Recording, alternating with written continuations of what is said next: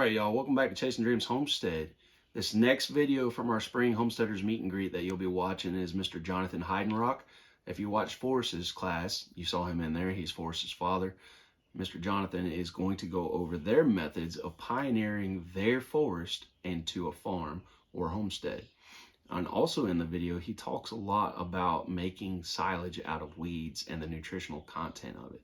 Hope you enjoy. We are, I guess we're listed as Farm of the Forest is what we're from. Technically it's a new venture, but we've been playing in the woods and playing farmer for a long time. We're trying to get more serious at it.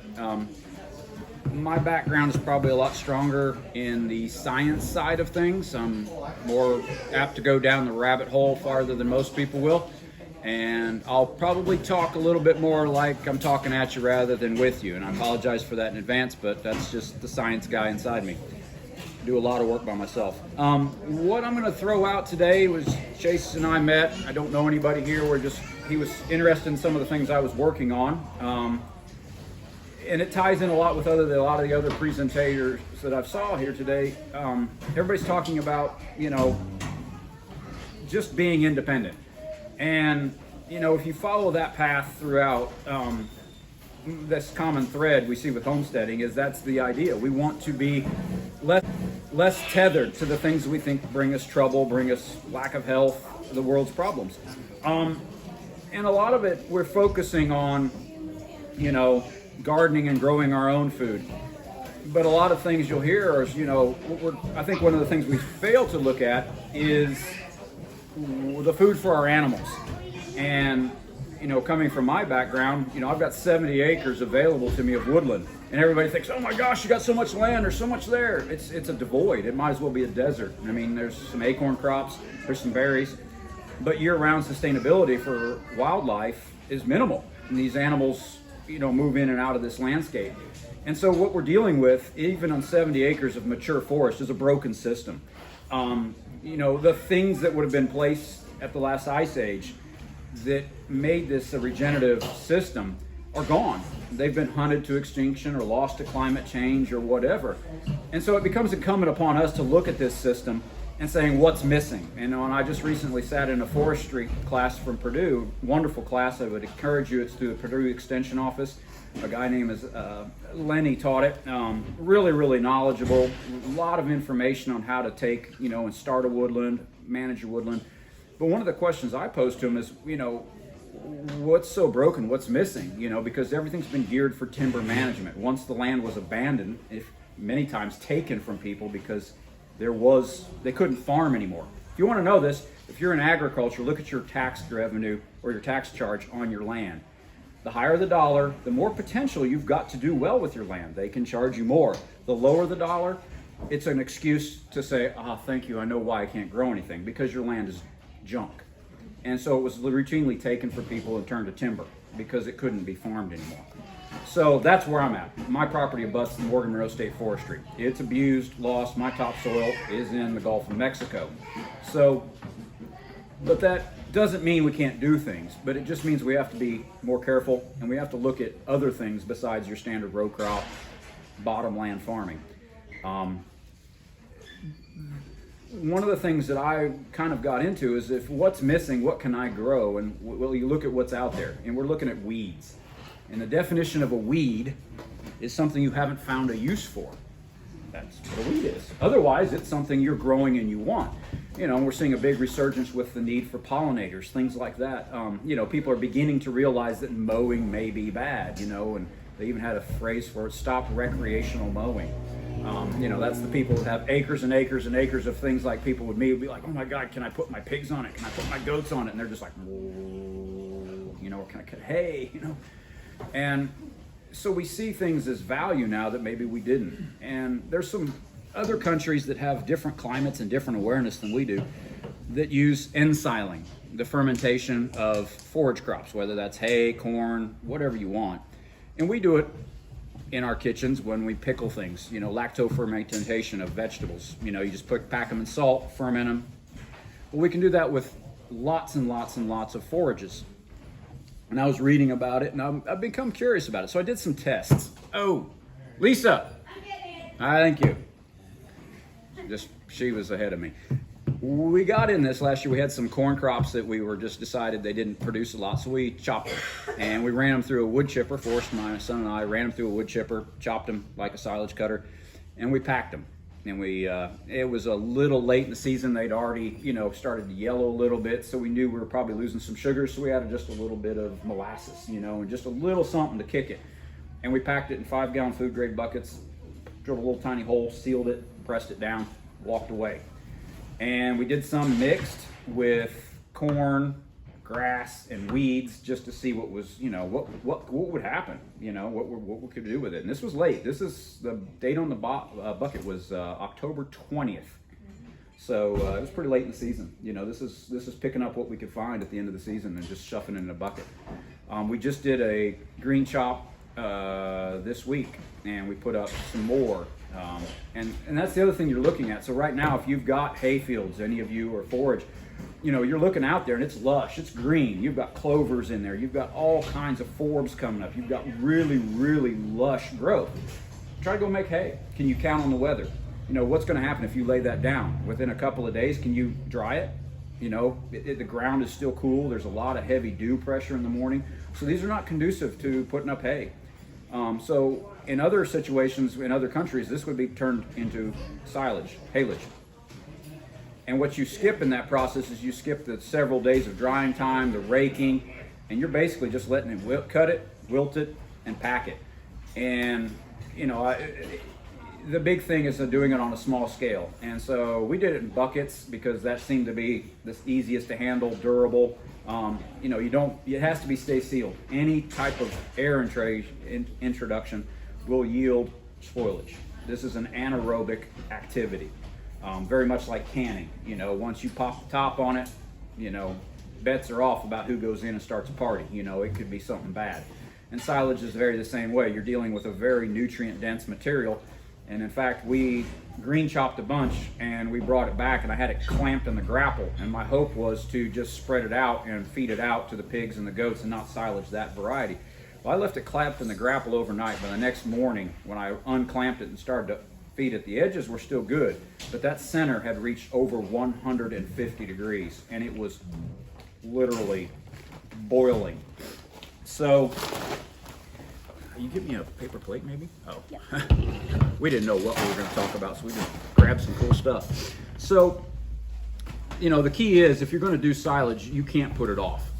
Every minute you wait, that material is gathering bacteria and funguses that love an oxygen-rich environment, and that will build on the surface of that product, and then when you pack it, it goes dormant. Now, some of them will be out-competed and eaten by the anaerobic microorganisms, but some of them will lay latent until you open it up, and then it's going to bloom again. So what you're looking at, now this was put up in October of last year, and it was opened 3 times. I fed out of this bucket twice, and what we normally do with it, because animals will sort silage. In a commercial operation, they do what's called blending, and because the animals will sort for particle size, they will sort for taste, what it's made of. And so to limit that and try to get them to say, look, just eat all of it, you blend it. And it may be blended with hay, straw, a mineral. In our case, we take our concentrate for our pigs and we're mixing in whatever we got, vegetables, fruit, whatever. It all goes in one, boil it, potatoes that are cold, and then when you mixed in scoops of silage. And I'm not an expert on it, so I'm just throwing this stuff out here, some guiding.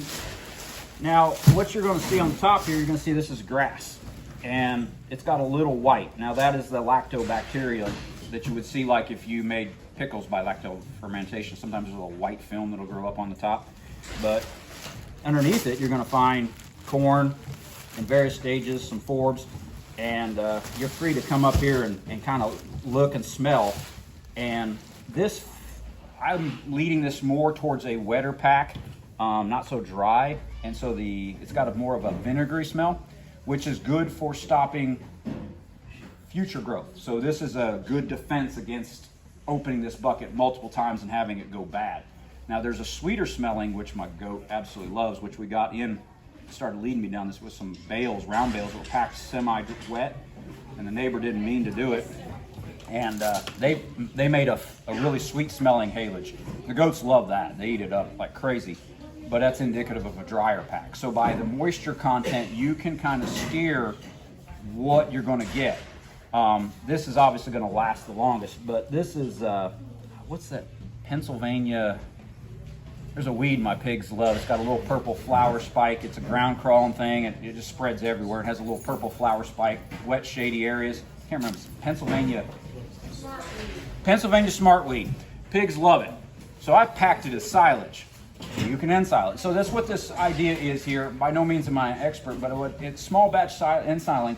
It can mean you can go through, and if your animals are eating it green, there's a good bet. If you ferment it and pack it, they're going to take it on. And then you're going to stretch it. You know, how else would you save, Pennsylvania smartweed? I can save it for 6 months, and I can grow the fire out of it, in all the areas. So you're looking at something that is waste that you're going to mow over, weed eat, try to get rid of it, or do you harness that and say, pack it, store it, put it up, encourage it even. This becomes an annual at this point in time that you can farm and you can use. There's a reason those pigs are going after it. And if you're fighting it, well, you're fighting nature itself. You're pissing in the wind is basically what it is. And so these are the clues. These are the things I would encourage all of you to look at on your farm, because it's going to be different based upon, your land. I mean, you visit anybody's place and they're going to have different things doing well that you don't have doing well. So, but one common factor amongst all of us is we're going to have a struggle with some sort of weed, some sort of invasive that our animals are looking at like, and that's what we got to cue in on and say, hey, harness that. Maybe I don't like it, but can I contain it? What can I do with it? And, this represents, do they like all of it? No. But once you blend it with something, especially with pigs, once you put that concentrate on there and you mix it up, when you come out, it's all gone. They took everything in there. And do you need to be worried about a potential poisonous species? I don't think so. From all it should be limited. And if you're encouraging a lot of things, I would stay away from anything very like sorghum, Sudan grasses. They have a tendency to have prussic acid. So if you're making a lot of silage out of a big monocrop, you've got more things to be concerned about. If you've got little things popping up here and there that you say, that could be iffy, if you're fertilizing or if you've got a lot of manure down. Nitrates do accumulate in plants. They are toxic to us, they're toxic to animals. So, hopefully weeds, you're not fertilizing. But you do have to watch it. If it's at the tail out of an animal pen that's getting a lot of leachate, you might want to watch your nitrates there. That may not be the ideal place to pull them out of, especially during a drought or any time when those nitrates could be toxic. And your local extension office can tell you a lot more about that than I can. I know enough just to be dangerous about that and to say that's probably not a good idea.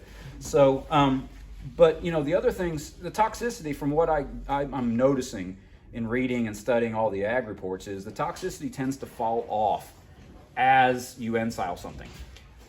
Also, the seeds become less viable. Now, some will persist. It's not 100% guarantee that you're basically getting rid of seeds. So feeding this out, you do have the likelihood of that then transmitting seeds down there. But if you're feeding hay, if you're feeding anything, you've got that seed dispersal. So it's the same as that game. But it is showing for a lot of pests and invasives that the seeds do get broken down somewhat and weakened in ensiling. So, that's, I just feel some questions. I'm kind of new at it, but if there's anybody who wants to ask something about that, say, hey, what, if you're going to go bigger than a 5-gallon bucket. Oh. I got a question. We had horses and they've been on the field for 5 years, and so it's retired. The field's retired for 2 years. Would it be too much? Because we've had a lot of Timothy out there for throwing out the hay out there. Would it be too much? We did one basic, like do the whole field up or something like that? Or What, to put the whole field up, is that? As a Timothy, is it Timothy we have? Well, yeah, so Europe does this. Their climate in a lot of places is not conducive to making hay. They just don't, they're too wet, they're too rainy, too humid, the season, whatever. So they've been doing haylage for a long time. The big problem is scale. So, we bought the old hay equipment from the farm we used to buy down the road, and we put it up, and we did 8 or 8 acres. And I would hate to try to put 8 acres of hay into barrels. Right. So At that point in time, contracting that out to somebody who's got a wrapper. I actually looked at a bale wrapper and getting that, getting those round bales wrapped and turned into silage. Now it becomes the handling issue and where to store them because any perforation. So this choosing this as a way to kind of look at, smaller lots is easier for scale for us homesteaders. And so 55-gallon barrels, I'm actually kind of looking at some ideas, and maybe the old ways is silage pits were easy to do if you had the method. I would look into, if you've got that much, I would be looking into possibly building yourself a round pen out of like sheet metal, where the sheet metal's on the inside, sacrificial, maybe a tarp or something, and packing it down in there and just getting a dancing party around on the top and just squishing it down. And then you could just put a tarp over the top with rain, and the rain's going to seal it. There's a lot of ways of looking at it. There's a sacrificial layer. When they do this in big dairy farming, I mean, you're talking about 1 million tons of this stuff. I mean, it's huge. They just take huge, vast areas. They bring it in, they truck it, they drive over it, they put a big silage tarp over it. It's a bunker. They put tires all over. If you've driven over anywhere in Indiana where they're making it, you'll see it. It's just a big white tarp with a bunch of tires over it and a big pile. That's silage. And that's normally what's fed out to cows and dairy. It's very, very nutrition dense. But they expect losses. As soon as they peel that tarp back, it starts rotting. And if you can't cut away the amount that's rotting, you're losing it. And so that's the biggest fear, like right now. I mean, I'm pretty confident that, there's some, and they've got inoculants and things like that can limit that. But we really don't want a big container. Most of us are not producers that are going to be able to utilize several tons of silage a day. I mean, if you do have cows, you're probably in that boat where you could be opening up a big face of a pile and, chopping that off. But most of us would do really well to do it in a 55-gallon barrel. We're talking an open barrel. And there's a lot of other countries, the language on YouTube will probably not be English, but sometimes there's captions, but you can get the gist of it. And the idea is, a durable container that can be used over and over and over again, that's somewhat food safe, that can be sealed.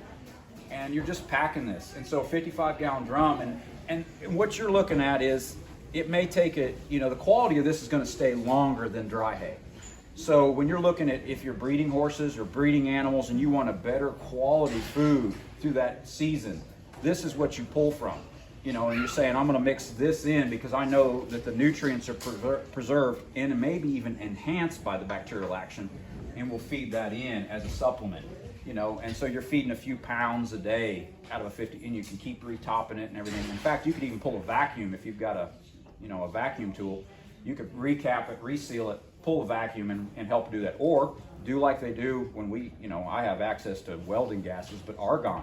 Argon is heavier than air. And if you're really concerned about excluding oxygen, you just recap it, keep the breeze down and just blow argon in. It's an inert gas. Helium would also work, but it's lighter, so it goes up. But argon's heavier than air, and it will settle into that, on top of that silage. You can preserve paint the same way. Most of these are any oxidizing. So that's a way you could flow that in there, cap it, walk away for a year or two, But hopefully we don't need to store it that long. So it's just, the idea is limit the exposure, having several barrels. Do you have a question? So is anybody else got anything on silage or anything? Would encourage you to go out, seek the weeds, pack them in 5-gallon barrels and see what you end up with. Just try some stuff. Look at the stuff that's really easy, that's doing really well on your land. And, those are the targets, the stuff that you don't have to put any work into. There's enough work on the homestead already. So anyway, we can take a product and do that. From what I gather, almost anything can be done. This fruit, excess fruit. I'm even looking at possible wood chips.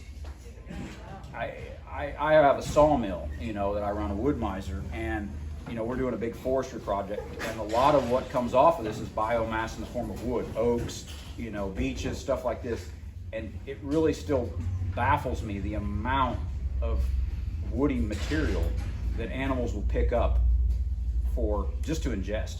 I've sit there and watched the goats just eat through my sawdust pile and just gobs of oak taking it in. There's a lot of tannins in there, but they've got the rumen. If they're exercising that bit, eating twigs, they've got the ability to take several mouthfuls of that and get something out of it. There's a reason they're doing it when they've got a whole woods to chew on. Same thing with the pigs. They will chomp stuff out of there. And so, this may not be, you know, especially like with Kune breeds that are prone to just putting on weight when you feed them concentrate. This is a bulking agent. This is a good way, you know, by buffering that food with silage, with, you know, other inert organic materials. This is a buffering agent that allows an animal to feed full. You know, you're taking that need for that animal's looking out across another field and be like, I'm going to break that fence down because I want that, you know. Well, you've sated them. You know, right now I'm having a really hard time keeping 2 goats in because, you know, the other 4, yeah, they're respecting the fence, but we got 2 that are just like, no, those are trees I want to eat. And I'm like, no. So, you know, giving that sated feeling is important. So there may be other agents and other things you can add to this to bulk that up. You know, so I'm kind of curious about running some silage. That's what this was. This was just an end of season grass, weeds. I mean, it's just everything. Corn. I mean, just packed it in, and I don't know if you guys want to pass it around and smell it. It just smells dinner nice. So you shouldn't have to, realistically, because from everything I'm reading, it's to, you just want to wilt it. It's almost like today you would go out and you cut it, and I think their sugar contents are highest in the afternoon on most forage bases.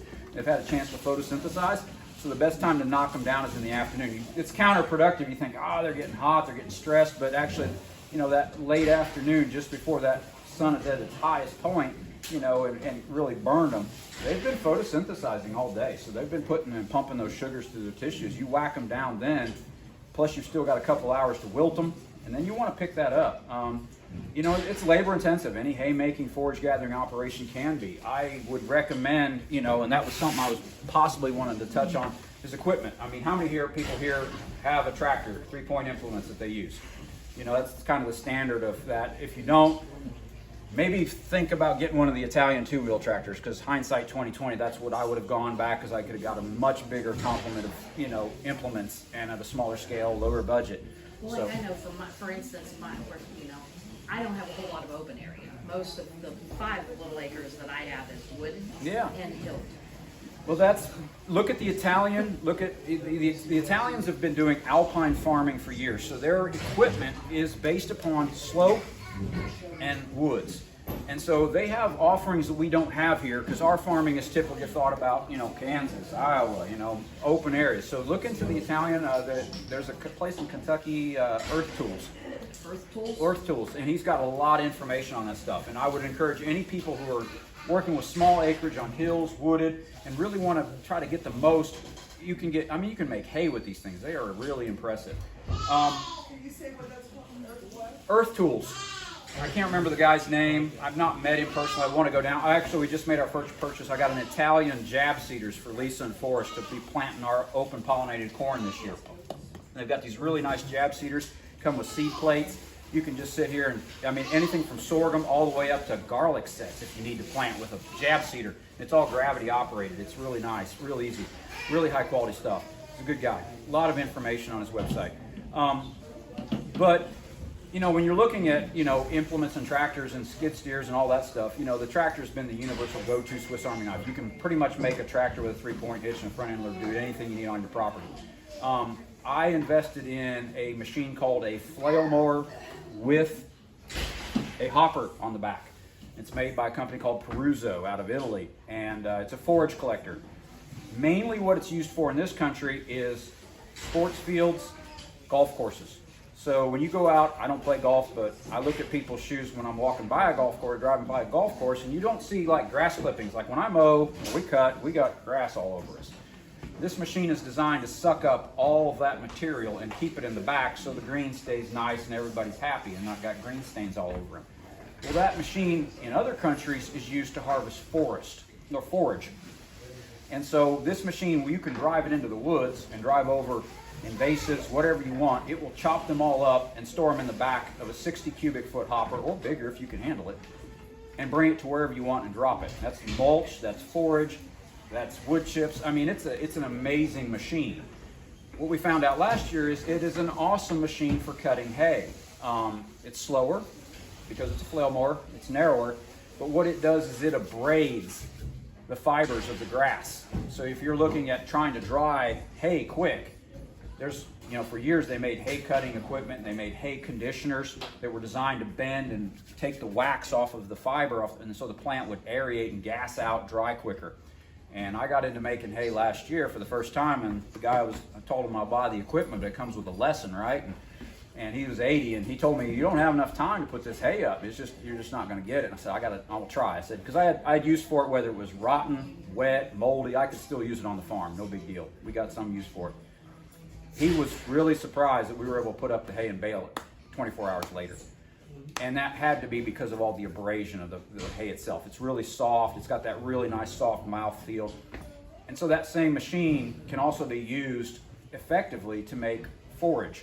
Because I can go out, what we're doing right now is I drive out to a field, I make one pass, I fill that machine halfway full, I bring it back to the barn, I drop it on a tarp, and I bag it out into grain sacks and distribute it all over to the animals who want it. And they get fresh green chop, and that's weeds, and that's grass, and it's just level. They just shovel it in like steam shovels. But I can also take that and fill that whole machine up. I can feed everybody green chop for a day, and I can also pack a couple of 55-gallon barrels of silage. And that's in 15 or 20 minutes of my time out and back on a tractor. And I'm banking material. 45 days later, I can pop the top on that and feed that out. How long do you let your grass grow? In order to do that, how long do you let? So, you know, the idea behind it, and most of your forage, you know, publications are going to tell you to leave it, you know, minimum, and it's species dependent. So that really, like some of your sorghums, your millets, you know, if you're planting those types of fields, which are going to be if you're putting in an annual forage crop, if you're rotating through, that's probably what I'm going to be putting in is millets and sorghums. Now these have to be left higher. So you're going to be 6, 10 inches. That's harder to do with some of the hay cutting equipment, but you can alter that. But the higher you leave it, the faster the recovery time is, you know. Now your normal grasses, you know, they're 4 to 6 inches. But the better it is you don't want really long strand length either. Some of those strands in that bag, wherever it ended up, they're long, but that's because we scythed that. So we cut that with scythes. We were just cleaning fence rows and just packing fall off the fence rows and just packing it in.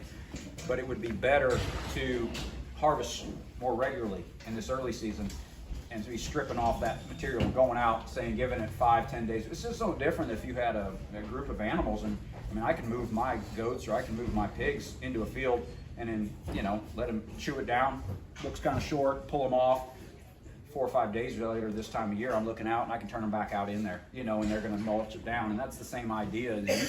You can simulate that. If that land is too valuable, too sloped, too risky to put pigs or animals out on, or just because of the fencing of it, then a machine like that allows you to go out, do the work, and bring it back, you know. And so that's not ideal. I would rather do that with the animals and let them do it.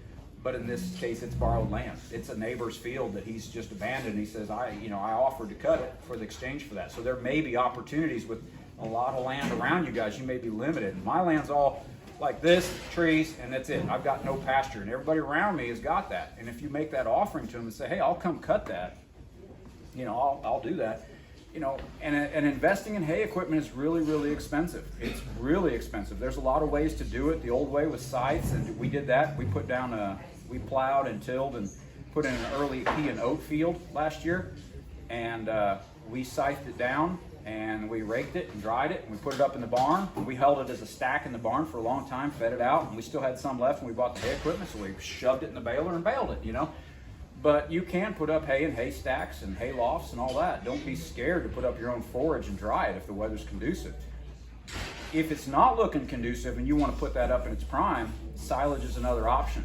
So it's going to give you, I mean, it doesn't matter if you pack it in long strand as silage. The animals are just going to sort it a little bit more. There's going to be more loss, I think, and it's harder to get it packed in there when it's long. You know, you got to coil it and snake it. You know, but that being said, if you've got a bagger attachment on a lawnmower, that'll work. You know, I mean, it's going to cut it, it's going to pack it, it's going to be nice and layered and dense anyway. Just shove it in a barrel. And biggest thing, keep the dust down. The prime season to do this is now when the rain, the forage is damper. You know, we don't have a lot of winds, we don't have the hot, dry weather. That dust is a source of contamination. It's ash also, it's just lost nutrients, but there's listeria in there. There's a lot of bad diseases that can be pulled up with all the dirt. You don't see it so much with hay because it's dry, But when you rake, you know, that's one of the things they tell you. If you're raking hay and you're raking dust, you're kicking up ash, but you're also kicking up soil bacteria into your forage. You know, not a big deal with hay so much, but if that hay gets wet, gets moldy, and the animals are desperate, you're introducing toxins to them. You know, same thing with the silage. So that's the idea. That the higher you keep that up, the more when you cut it when it's wetter, the less chance you've got for that dirt being entrained in your forage. You know, let's see. I can ramble on a lot. I don't want to bore. What was the name of that the equipment you bought? So yeah, Peruzo. They're Peruzo USA. There's a company. I bought mine out of Iowa. I think it's farmtools.com or something like that. Good people out there. Unfortunately, with COVID and economic situation, all the price of that equipment nearly doubled over the past 2 years. It just hurt me. I had planned, and when I finally was ready to pull the trigger, I think the machine went up by 50%, ruined my budget, but we still got it. But you know, when you look at it, Machine's called what? it's called a flail mower, but it's a flail collection mower. Now it's a little bit more money, but when you look at, we cut hay with it. We go into the woods, we cut, you know, I can take up to 3-inch diameter trees, and if I can get the tractor to back over it or drive over it, I can mulch it in place, or I can collect it and take that mulch somewhere else. I can cut forage, I can cut silage with it. You know, it is, if you've got wood chips or you've got spilt material down on the ground and you decide you want to go back and pick it up, it's a vacuum machine. And you can exchange the flails to scoop blades. I can do tillage, I can do, you know, primary tillage. They've got scarifying blades that are 4 inches long that I can drive into the ground to dethatch the ground and prepare the seed bed. If I'm going to propose to this neighbor of mine that I'm going to go into that field that I've been cutting and say, look, the fall, I want to clip that down to just the tops. And then I want to run my scarifying blades over that, and I want to seed that with clover going into August. And let's revitalize that field. You know, so it's acting like a disc at that point in time with really almost just pure vertical tillage. I'm not cupping and I'm not disturbing anything more than putting stripes down it with these blades every inch. You know, there's a lot of things they're doing with this type of equipment. And if you're looking for one piece to mow and do everything, then I would encourage you to look at the Peruzo, you know, flail line. It's a good piece of equipment if you've got a tractor. So they make it various widths, various horsepower requirements, but it's I would highly recommend it if you're looking at something that can do a lot of different things. We're not rushing you to end. You've got more time. Oh, it's okay. I just needed to announce that Debbie's going to do the All Things Goats Talk outside. So if you wanted to catch that class, she's going to be doing it outside instead of inside since the schedule got pushed back for lunch. So that's, you know, yeah, if there's any other questions about silage, hay, or anything, we can, other activities. Off the a 5-gallon bucket, how many animals are you feeding on? You know, it just depends on what you're trying to accomplish. Like for me, it's a supplemental feed. You know, I'm looking at it as a bulking agent for pigs. You know, if they're getting a pound of concentrate, you know, then I'm mixing a pound of silage with that. You know, and then roughly in a 5-gallon bucket, you've probably got about 30 or 40 pounds in there. So, you know, that's, you know, a handful here. You know, it's nothing precise. You know, we're just looking to add.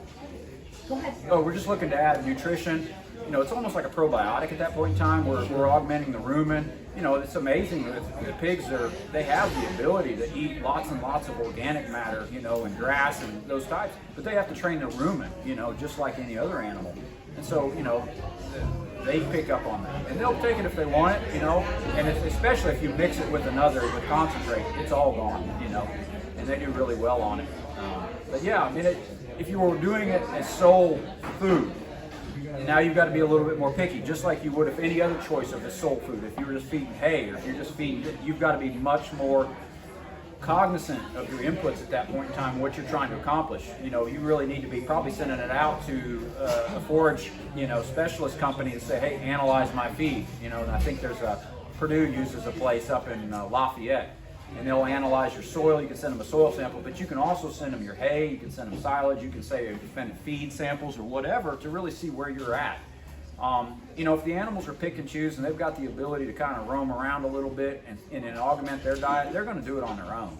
And your responsibility is just to make sure that the bulk calories are there, you know, and it's good quality. And if it, you know, and if it's coming off your farm and you're doing everything right, then I think you're perfectly safe.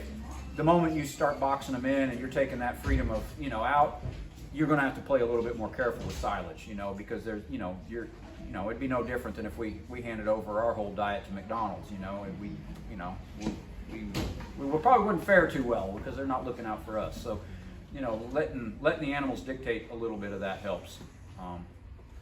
Do you have the certain, like, so when you're doing this, is there a particular, try to do any sort of climate control to keep things from getting too hot or too cold? So yeah, that's the speed. You know, obviously, if the weather conditions are cooler, you've got a little bit of time on your favor. You know, but not much, because you know that breakdown, that colonization. You know, we're relying on bacteria and fungus spores that are already present on that forage to do this process. So that being said, we're not inoculating, we're not doing anything. They're already there, and all the other creatures and critters are already there too. They're just waiting for conditions to be right. And the moment we cut it and that plant gets, and that material gets smashed into a bag, in the back of a hopper, or whatever we're doing in the transporting or the carrying phase or getting it out of the field, we've created, you know, aerobic, oxygenated conditions that these plants can't breathe. There's no air circulation, the humidity rises, we've got a problem. And so we have to stop that process as quick as possible. And that means we need to pack that into a bucket, a container, a vessel, and we need to press it and get all the air out. That is our responsibility. The quicker we do that, the better the quality of the forage will be. And you can tell, you'll know if you've had a leak, if you waited too long, or if you did something wrong, because that material I showed you all, that's 6 months or more old, and it's been open to the air 4 times. This was the 5th time I've opened it to the air in a bucket, you know, and it was in a bucket we used. If there was a problem with that, any point in time along the way, we would have seen really nasty growing stuff on there. And it would have been putrid almost. You know, we've gotten rotting material. You know, nature wants to break it down. The fact that I can pull that out of there, and I don't think any of you found anything more than a sticky, vinegaring smell swamp says, that's pretty stable. That indicates that we met the conditions. I think the moisture content was a little high. You know, I didn't wilt it. We were basically much taking it right off the edge of the fence and just packing it in a barrel.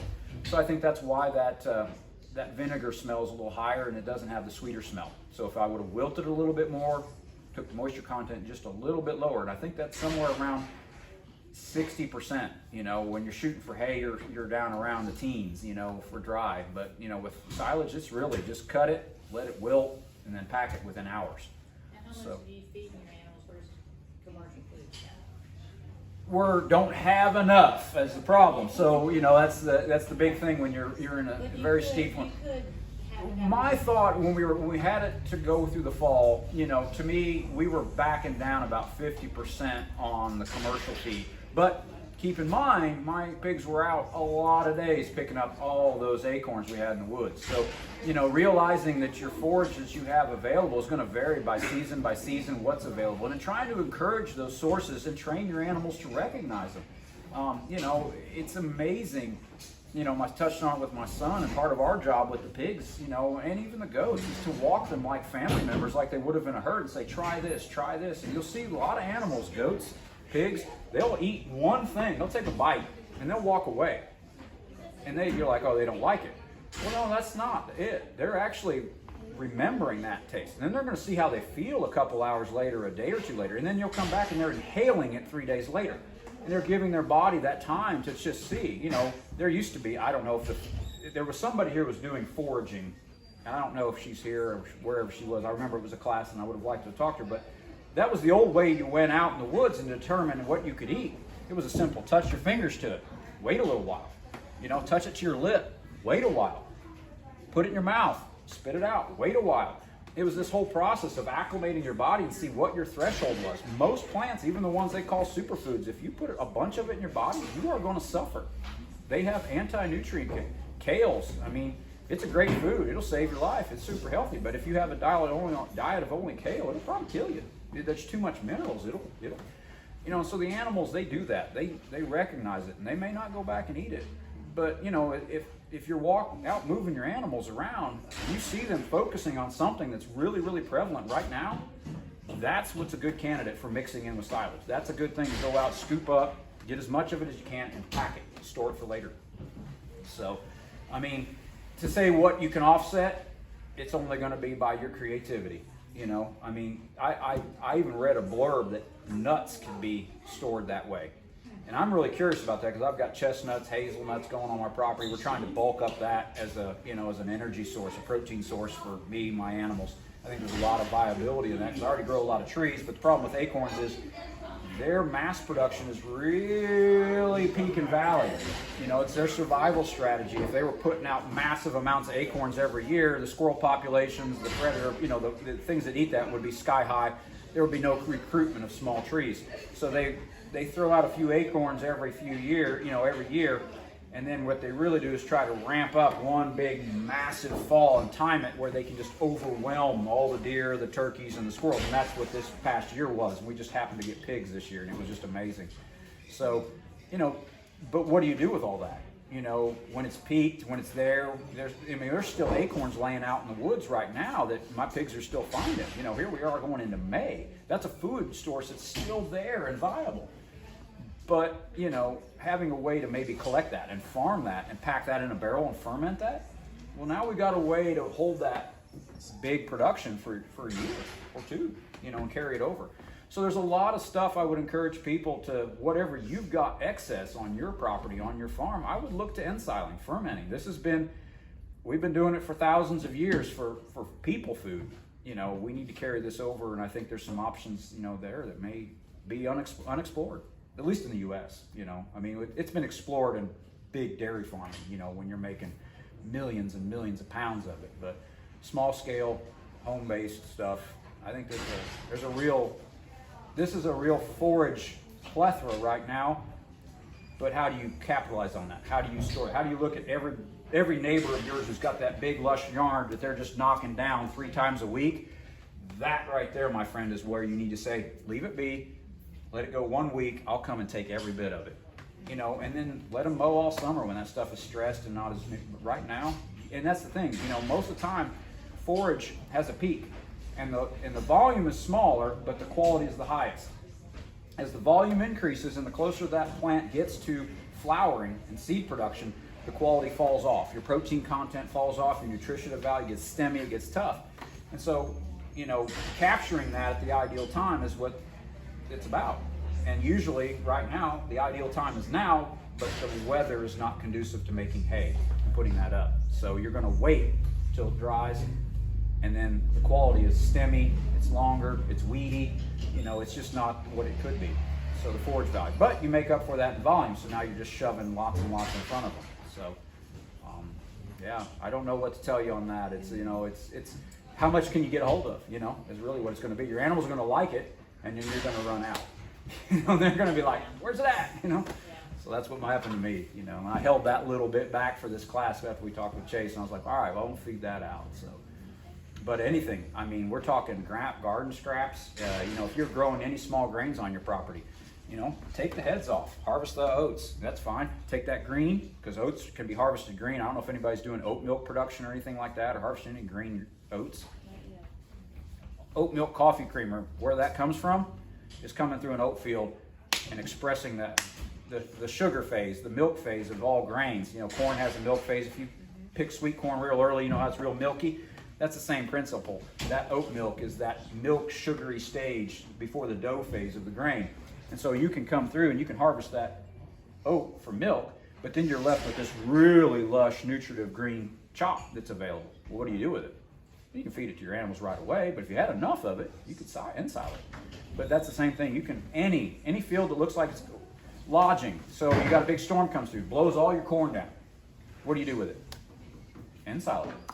This is a good recovery for crops or other forages that get storm damage. We're going to have a lot of storms, a lot of big thunderstorms come down. What does it do to everything? Pushes it down. Bean plants. After you're picking beans and they're getting out of hand, what are you going to do with them? Take all those beans, pack it in a barrel, ensile it.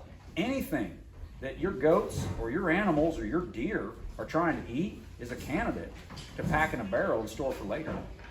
I mean, that's everything. Anything you're trimming off of your plants, sweet potato vines, getting unruly, getting out in the walkways, gather them up, pack them in a barrel. You know, these are all potential sources of extended forage that you're capturing at the peak moment. If you're doing any pruning, there may be even woody materials. Like I said, I was looking at wood chips and ideas. I mean, it's a test. I don't know. I don't see why it can't be done. I mean, it's a green, leafy source. I mean, we've got autumn olive bushes like crazy, oriental bittersweet, Japanese bush honeysuckle. I mean, these are invasives that, I mean, you could actually start a business of reclaiming this stuff going on in people's land, and you bring all that back and pack it as forage, and then turn around and sell it. So you could get paid to clean up these invasives, probably on grant money. Go get grant money to do it, make forage, and then sell the forage. Where are you at exactly? We're up in Bloomington, north of Bloomington. Okay. So I haven't noticed any of the olives. That's actually from where I'm from. It's one of the most invasive. oh, we were coming down through here. It's regional. It just depends on the pressure. Coming down through right now, they're really noticeable because they're blooming, you know, and you're just seeing them everywhere. I'm like, oh, and I took that forestry You class. can smell them. Yeah, it ruins your walk in the woods because now all I see is invasive. And she's like, just enjoy the woods, and I'm like, invasive. So that, you know, that's a what I want to explore this year is the invasive woody stuff, and really trying to say, okay, I've got this machine that I can go in here and grind it up and pulverize it into a woody kind of leafy, stemmy mix. Put a barrel on it, cap it, vacuum it, put it up. Do a couple barrels and see what happens. Pop the top on it, you know, in the middle of summer and hand it to the goats and see what happens. Yep. So anyway, let you go. I could talk all day, but maybe y'all go with some ideas of what you can do when you get home and what you're looking at says, man, this is a problem. Turn it into a solution. That guy's super smart, ain't he, guys?